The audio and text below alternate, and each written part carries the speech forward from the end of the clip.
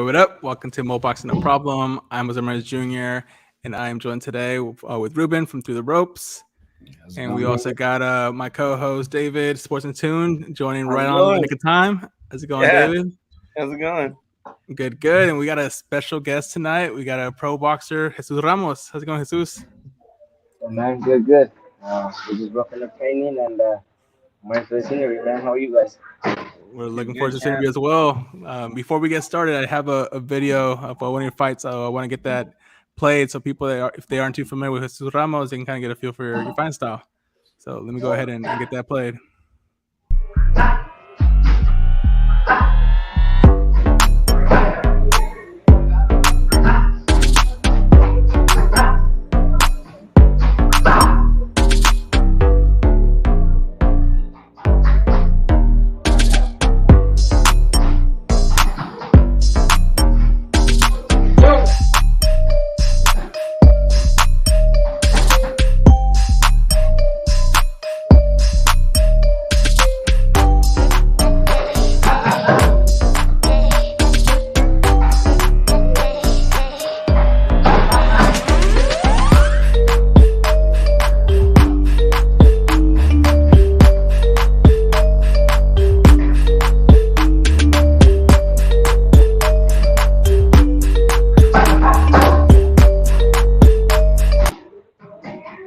And there you have it. As we saw from the scorecards a little bit, you dominated that fight. Pretty much won every single round. Went in. So the first question we got for you, Jesus, pretty much our most basic question, but we would like to start with this just to kind of get a feel for how you got into sport. So the first question is, how do you get into boxing? My whole family is into boxing. My uncle Abel, he's a boxer himself, and so when I was growing up, I would always they would train in my garage. So my father's my coach, so they were training in my garage. So it was always around me. I was just good at it. I was good at it. I would go outside, train sometimes. I was 5, 6 years old, and I had a good style. My dad liked it, but he never pushed me. He never pushed me to do it. And I kind of backed away from it. When I was like 6, 7, I was trying soccer and stuff like that. But yeah, I never liked that. I was always boxing, and when I was 8, started taking it serious. I started like training every day, and I started competing. Man, we're here now. That's awesome. Yeah, we hear a lot of that response, kind of like, it's in the family, it's in the bloodline. Yeah, that's what it is, man. It's in the family, and we've always been just boxing fans. Like I said, my uncles they used to train, but every Saturday we'd buy the pay-per-views, we'd have a cookout, watching the fights. We're just big boxing. Oh man, that's awesome. Speaking that you started taking it serious around, 8 years old. That's still pretty young, man. Have you always had the nickname El Mono? Or how'd you get that? My dad, he gave it to me when I was real small. And that comes because it almost means cute. It means cute, but it was more like I was able to put my glasses on, my hat, all that, and I would always leave it. So that's why I always wanted, like I was always, I don't know, like trying to be cute, I guess, and it stuck with me, man. I was all through my childhood. I remember even in middle school, I was like nobody knew about it. I was embarrassed. It was just my family. And kids from the gym started going, from my school started going to the gym, and then they knew what it was, and then they brought it to school, and then everybody started calling me Mono. Nobody even calls me by Jesus anymore. So, So everybody just calls you Mono to this day. No Jesus, except maybe besides your fans. yeah. So yeah, sometimes, but other than that, it's always Mono. It's Mono. Yeah, it's crazy, man. Yeah. Man, so we couldn't find much on your amateur career. Can you tell us about that? I mean, truly 4 amateur fights pretty much before turning pro? Is that what it is? No. It's 4 amateur fights on Boxrec. Cause I didn't compete in much big tournaments. I had like 60 amateur fights. Still not a lot compared to other boxers. They've had like way more. But I turned pro at 17. so it didn't give me that much time. When everything started going on the open, I was open already. Started going nationals, all that. I turned pro. So like my spot was more suited for the pros, and I'm happy. I'm happy with that decision, man. Everything worked out. Yeah, I mean, the first time I saw you was on an undercard. It's a PBC. You always fought with PBC. Actually, I had 8 fights down in Mexico because I couldn't turn pro here in the United States. I wasn't signed at the time, so I didn't have like those connections that would help me turn pro at that age. So I just had to go that route, and I fought all from when I was 17, 18, down in Mexico. I made 8 fights. Um, we were we were just fighting back to back, getting my record up. Yeah, as soon as I turned 18, PVC was interested in me, so we signed. Nice. That's great.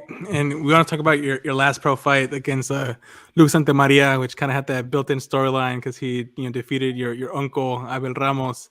Was there kind of extra motivation on your end to get that W and get revenge for kind of the family? Yeah, man, of course. It was a lot of motivation, but it was almost like I was kind of mad, and that's what we learned from that fight. We always want to take something from the fight, and I kind of let my emotions get to me. I wanted to knock him out, and so yeah, it was. Like I think it was a good performance. It wasn't my best performance, and I think that's kind of why it wasn't. I really wanted to knock him out. I really wanted to go in and destroy him, and that was bad. Like now I know, and we learned from that. But I still don't feel like I did. I looked horrible. I felt like even through all that, I stuck with the game plan, and we got the job done. Yeah, congrats. He's a tough opponent, so that's He's that's that's, tough, that's yeah, no, and he's real tough.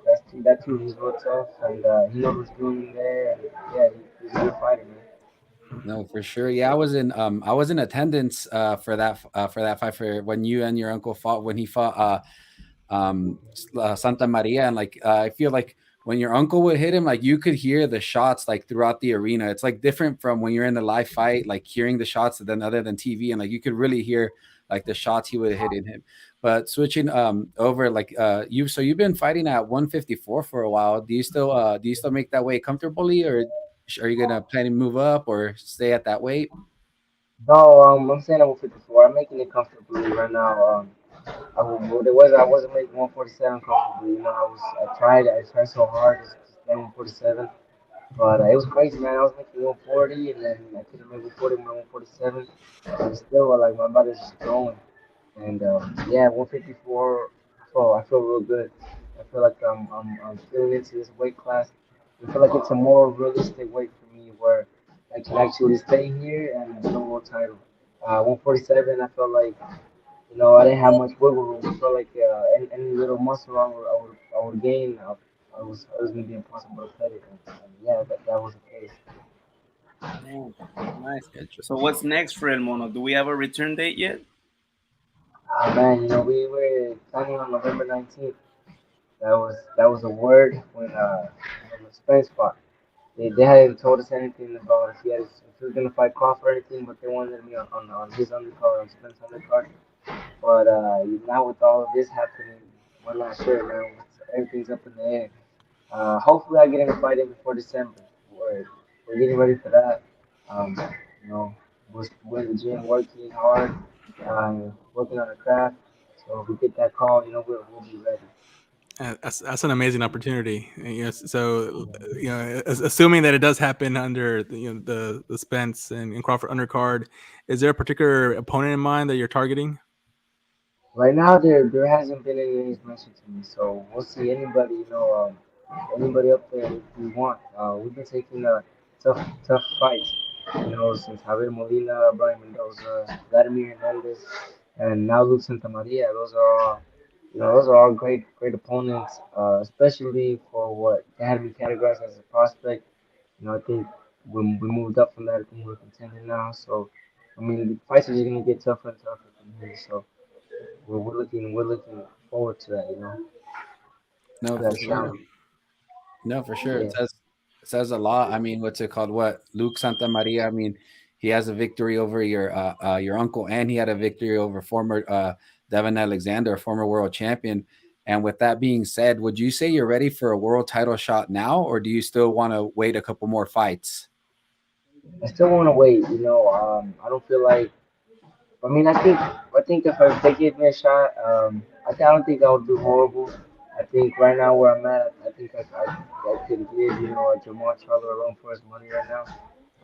But that's not the case. That's not what we want. Um, we want to be ready 100% and actually win a world title and maintain. I don't want to be one of those world champions that make it and then they lose it and then they get their first title defense. I want to be a world champion and be a reigning world champion for a long time, forever, man, if possible. Move up and keep winning world titles. Yeah, that's Yeah. right. So earlier you were sharing that your first fights were in Mexico. What is it like? What's the difference you would say that fighting in Mexico compared to the U.S.? Oh man, there's a lot. There's a lot of differences. Everything's so much more professional here. Over there in Mexico, you know, I'm always gonna be grateful to everybody that helped us over there. Get our record going, get our career started. But it was crazy, man. Some like on weigh-in day, you had an opponent, and then you get in the ring, and it's a completely different guy than who was at weigh-in. And I mean, you're already up there. What are you gonna do? You don't know what that guy's weighing. You don't know what his record. You don't know who he is. You just gotta go out there and fight. So those like little things that happen like that. Everything was so unorganized. Um, but I think that was the craziest experience. That I weighed in on a Friday and I did a face off with one opponent. Then Saturday night, I'm in the ring with a completely different guy, and that was crazy. It was crazy to me, but yeah, I mean, you just gotta overcome that. I think that helped build the fighter I am today. Awesome. Yeah. And then speaking of experiences, Jesus, you've been a part of some amazing events in your career. Just to name a few, you were on the Andy Ruiz, Chris Arreola undercard, Keith Thurman versus Mario Barrios, and then Gervonta Davis versus Rolly Romero. Of those events, which one would you say has been your favorite so far? The one with the Thurman vs. Barton, Uh, that was my favorite. Yeah, I don't know, man. Vegas is just different. Vegas is just different. There's Mexicans. There's everything. And you feel that support. You come out to a Mexican song and you just feel that support. For the last fight, I went to Brooklyn and with the Mexican song, and I don't think half the people there understood. So that it kind of throws you off. When you don't have that support from the crowd, you're walking out to your own song and nobody's cheering you on. It's different, and it takes a while to get you motivated for that. So yeah, definitely the team members Vargas on the part. No, for sure. I was like I said before, I was at that card live, man, and yeah, the whole card was stacked from head to toe. And yeah, when you came out, man, you definitely had the crowd on your side. But with that being said, who do you think's the best winning your career so far? That one actually, and I think that's kind of why it's been one of my favorite ones because it's a fight that I really enjoyed, and I feel like it was a huge opportunity. I feel like a lot of people doubted me. Vladimir was coming off great wins, and his most recent one had been to Julian Williams. So I mean, that was a former world champion. So me, being the young fighter, it's like I was too much too soon. I was gonna be inexperienced and all of that. So that motivated me a lot. Man, the whole training camp, I was motivated to show that I'm not just any fighter. I know what I'm doing in there. I've been through many training camps with amazing fighters that have taught me a lot. I've had a lot of sparring sessions where I've grown a lot. So I wanted to show that, and I think I showed all of that in that Vladimir fight. And how do you usually prepare for your fights? Do you study opponents' tapes, or do you just adapt to any new fight camp, or you just go based on your last result on the previous fight? No, I do study a lot. I try not to, but I can't. Like I said, like I told you guys, I'm kind of a boxing fan myself, so I like to watch fights and all of that. So during training camp, they give me a name. I have my own iPad, man. So I'm eating breakfast. I'm watching my opponent. I'm eating lunch. I'm watching my opponent. You know, any little thing. I have my iPad with me watching, and that's what I wanted. That's what kind of helped me with Vladimir. You know, I was like watching his body language, watching what does it do after he throws jab, what does it do after he throws left, all that. You know, I was watching all of that, and yeah, man, that fight it helped me. You know, I started his body language started changing, started breaking down a little bit, and all that helped me. Like I said, Nice. Great. And then Jesus, I want to get your thoughts on the Arizona boxing scene. You know, you're obviously one of the people leading the charge. Proudly representing Arizona. But what are some other names that we should be on the lookout for? man, there's a lot. You know, actually, this weekend we got a fighter fighting on the Kumbara Ocampo card. His name is Elijah Garcia. He's, I believe, 19 years old. He's he just signed with TGP Promotions. You know, he's part of the PBC family, and he's got a lot of talent, man. Like, he's gonna go places. We bring him down for sparring all the time. He's 160 pounds, so yeah, he's gonna be good. You know, we got guys like Nicky Scala. He signed with TMT Mayweather. He also helps me throughout, you know, my camps out here. And yeah, man, there's a lot. There's a lot. We just got two fighters that are joining our team. One's Danny Barrios. He fights at 122. He's 10-0, barely starting. He's gonna be on the Jake Paul card. And Nice. yeah, so and then another one, Axel Rosales. He's only 19 and he's 3-0, and he's part of the team as well. So like I said, there's a lot of talent. I can go on and on, man. But yeah, there's a lot of talent to look out for out here. Boxing is in good hands in Arizona. It sounds like. It is, man. For sure, it is. It is definitely is. And you're from Casablanca, Arizona, right? Casa Okay, Grande. Oh, Casa Grande. Yeah. Sorry about that, Casa Grande. So what's with that? What's it called? What's the furthest you've had to go to for sparring? Like I know probably Phoenix is one, but like the furthest you've have to travel for it. yeah, you know, we're in the middle of Tucson and Phoenix, so yeah, yeah, Phoenix. We'll go to Tucson from time to time. But since we're in the middle, people like to come to us, and but we all meet in the middle, you know. And sometimes people come and spark guys from Phoenix. People from Tucson come spark from Phoenix, and they just meet here, and that's how all the gym wars have been. You know, we all competing here, and so yeah, it works out for us. But I mean, in terms of sparring, trying to get the best sparring. We traveled everywhere. We've been all the way to Omaha to train with Terrence Crawford, Oh to wow. go to Vegas, California, all that, man. So yeah, I mean, as long as, like I said, we're learning, we'll go anywhere. That's right. And speaking about great experiences, who's been the hardest puncher you've been in the ring with, whether it's sparring or in a boxing match? I think, man, I want to say that's tough. I want to say Crawford, man. I want to say he was. No, I don't think necessarily it was his like just power, just one punch power. I think it was the way he threw it, he positioned it. It was like meant to hurt you, you know, whether he went to the body, to the head, it was meant to hurt you. So you had to be, you know, on your toes with him, and that sparring helped me grow a lot. Nice. Not everybody gets to say they got to spar against a world champion like Terrence Crawford. No, top three pound for pound talent. He's personally my number one, but I said top three because I know he varies depending on who you ask. The Yeah, controversy. The controversy. And then Jesus, you mentioned how in Mexico you would get surprised and opponents would just get changed, the night of.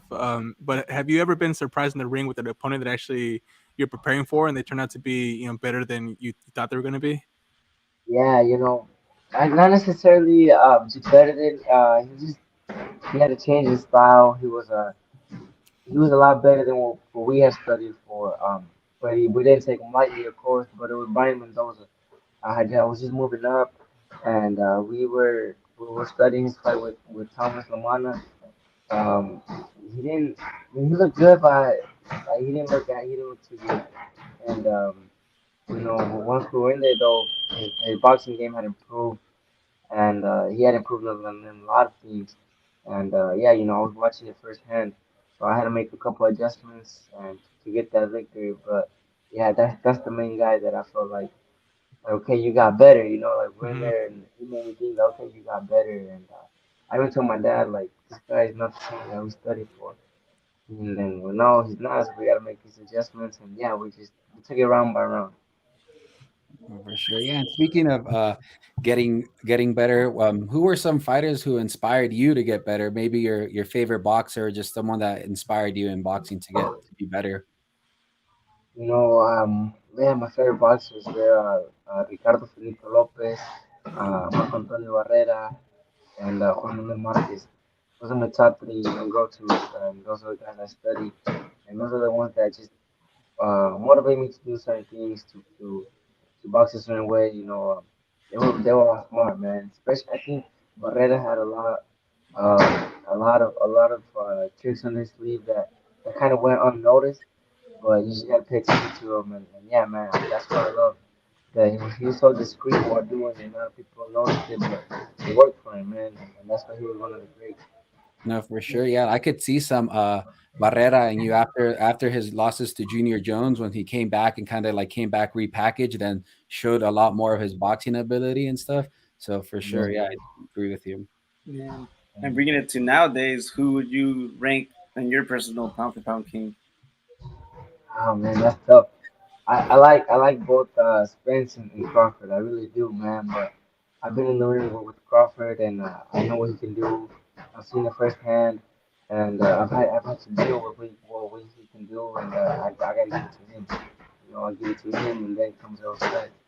I think Terence Crawford is just a great fighter, and I was so excited to watch that fight, man, and to be a part of it was even bigger to me. All right, perfect. Then we got a comment from Vito Ramirez, which kind of segues into my question. He says Jesus Ramos versus Jamil Charlo, fire. So, what are your thoughts on the 154-pound division? They currently are all the belts are tied up with one guy in Jamil Charlo. So what are your thoughts on him and then the other contenders? I think that's the main guy. That's the main objective right now. Not only for me, I think for everybody. Everybody wants Jamar Charlo because, like you said, he's got all the belts. So, and that's Jamar Charlo. That's a tough fight. He's a great fighter. A lot of skills. I think he's got a lot of underrated skills. A lot of yeah. A lot of people just think he's a power puncher, but he got a lot of skills in there, and he showed it in his last fight with Castaño. He did a lot of things well, and so those are the great fights that we want. That's No, for right. sure. Yeah. And then speaking of these, these potential big events and whatnot, who are some icons you've got to meet maybe through these, these big cards that you've been a part of? I got to meet Barrera. Got to meet Nice. Morales. Yeah, a lot of people, man. A lot of people. You know, they've we've used the top rank gym, and there's been a lot of talent. From Devin Haney, um, even Muhammad Ali's his grandson, which he's big right now. He's got something going on. There's a lot of guys I've met, thankfully, through all this hard work that we're putting in. And we just surrounded ourselves with people with the same objective as us. And so yeah, I've met a lot of people. I met Canelo, man. Canelo, we were gonna meet him one weekend at the Top Rank gym. We were gonna use it, but I guess he never showed up. Something happened there, and he never went. But yeah, man, that's the only guy I can say like I'm not there, man. He's a big icon right now. Mhm. Jose, you know what time it is? It's that time. Kick it off. Time for the people segment. So this is the fantasy segment here. So we're gonna ask you about three potential fights. It can be rumored, future, or just maybe might not ever happen. So I'll kick it off with the first one. What's your thoughts on Brian Castaño versus Sebastian Fundora? Who do you pick on that fight? That's an awkward fight. I feel like Castaño's already small for the weight class, and imagine fighting the tallest fight out there. It's an awkward fight. I think Castaño gives him a run for his money, man. The pressure and him being so short, and he can work the body really well. But I feel like those uppercuts from Pandora will eventually get to him. I feel like yeah, man, he's so awkward, and those uppercuts just come from all angles, man. So yeah, I gotta give Pandora the benefit of the doubt, sure. All All right. right, yeah, fair. That sounds fair. And before we get to the next fight, we got another live chat here. Comment. This Jesus Ramos, you're an awesome fighter, bro. Keep up the good work and keep knocking them out. Salute, brother. Thank you, Thank you for the comment. All right, so our next fantasy fight here would be Jamil Charlo versus Terrence Crawford. I know we all want Crawford Spence, but Charlo and Crawford have been having their own social media beef. How would that play out? Oh man, that's tough. That's tough, but that's tough. I feel like Crawford is a little too small, man. He's a little too small, but I've seen him in the gym. I've seen him work with even bigger guys in Charlo, and he looked real good. I feel like I still give Crawford that fight. I feel like he can box, and I feel like his power is gonna be there at 154. Like I've seen it firsthand, so I feel like he can be at 154. I feel like he's got just a little bit more movement. I feel like Charlo's a little too straight up at times, and I feel like that could help Crawford. He's got a little more movement. He's got a little more rhythm to his style, and I think that would get to Charlo. Yeah, definitely. Yeah, for sure, and totally agree.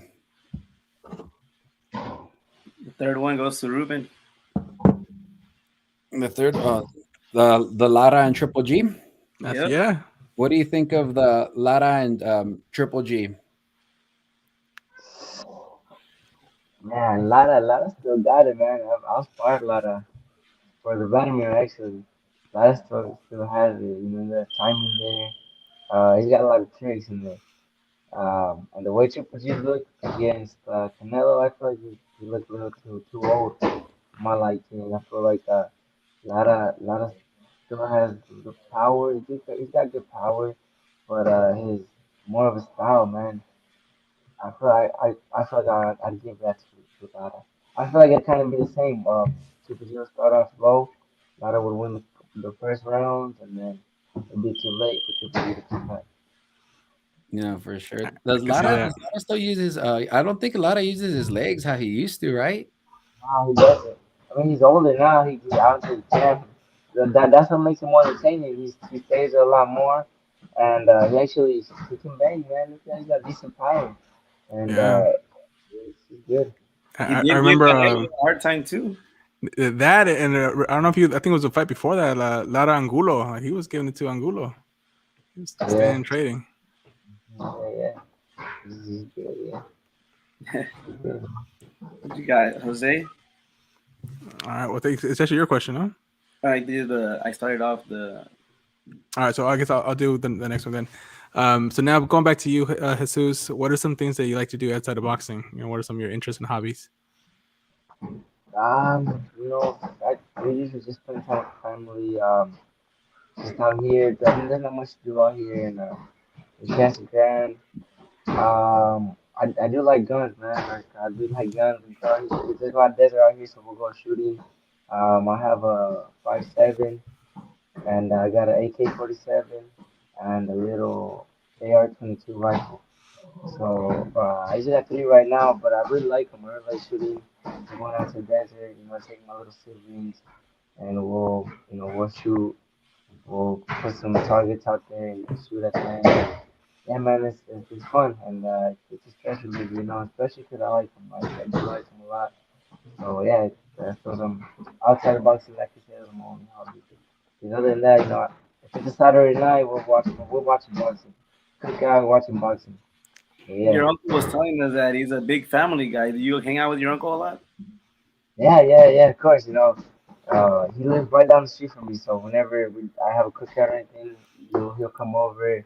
We'll all just hang out. Or sometimes we'll meet at my grandma's place, his mom. So then we all hang out over there, and yeah, we're big on family, man, and we all like to watch boxing, so we all get together for that. Nice. For sure, the family business, right? Family business, yeah, man. And closing out this interview, man, is there anything you want to a message you want to send to your fans and your supporters? I just want to thank all my supporters, all my fans, man. Everything we do is for them. To give them a great show.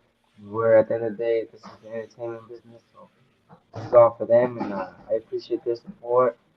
We're gonna keep working hard to bring you guys even better fights, and thank you. That's right, man. You're welcome. Yeah. Thank you. Thank you for your time. Yeah, thanks so much, Jesus. Just kind of in closing, I have to remind myself you're only 21 because you've been improving every single fight, and you look so mature and composed in there. So we're excited to see you continue to level up, and your next opponent in November, December of this year, putting on another great performance. And hopefully Thank you, you man. get a lot of titles in the future. Yeah, that's the plan, man. That's the goal. Thank you, man. Yeah. Appreciate it. Speaking of the future, I just want to say one last thing. I feel like you said big fights in the future and stuff, and I feel like in about 5 years, the fight everybody's gonna want, it's gonna be you versus Xander Zayas. I think that's gonna be Ooh, that's gonna I be can the see big it. one. That's gonna be the mega fight. That's gonna be the Crawford and Spence of the next generation. Yeah, man, and yeah, of course, and I feel like in this game you kind of need to have that opponent, that like Barrera had Morales, stuff like that. Crawford has friends, so Zayas is my rival. That's good. If it's Puerto Rico versus Mexico, that's even bigger. So Yep. yeah, man, that's good. Cool. All right. Before we let you go, we got one more question that came in here. It says, Jesus, have you sparred David Benavidez? Do you think he can actually beat Canelo? What's the hype? I haven't sparred on David Arias, but I do know him. He's a real cool guy. We're actually at the Spence last fight together. Yeah, we sat right next to each other. He's a real cool guy. Um, Honestly, I think he can beat Canelo. Um, I wasn't sure of that when Canelo was knocking out Kovalev, knocking out everybody out. The Count Smith guy. So I was uncertain of that. But after his last fight, Canelo kind of tired at the end, and he looked kind of he showed a lot of weaknesses that I think David Benavidez can capitalize on. So yeah, man, I think now, like right now, I do give Benavidez a chance. I give him more of a chance than I gave him maybe 2 or 3 years ago.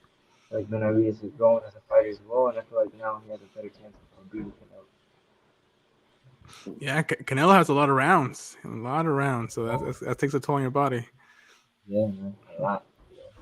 Well, thank you so much, Jesus. Again, champion. We wish you the best in your next fight. And you're always invited to come back to our platform. And next time you're probably gonna have the whole wall with championship titles. Oh man, that's the plan. That's the plan. Thank you, man. Thank you. All I right. appreciate you, man. Yep. Thank you, man. Appreciate it, Buenas champ. noches, man. Buenas Yeah, good one, noches. brother. Yep. Yeah, you as well. Good night, bro. Thank you. Good night.